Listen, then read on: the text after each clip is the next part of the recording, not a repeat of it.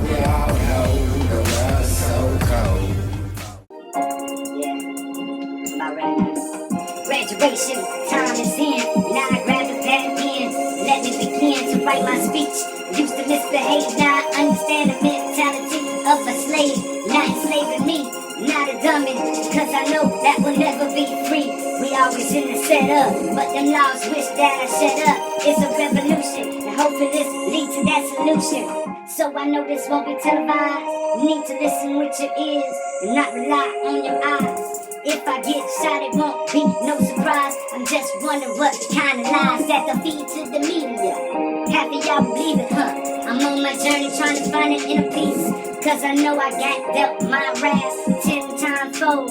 Got back up top of that road, cause I'm the engineer constructing it. And that's how it is when you make your bed and left with shit. Talking about how they be hustling. We all know the world is so cold, cold that ice hits the ground and the snow starts to melt. We all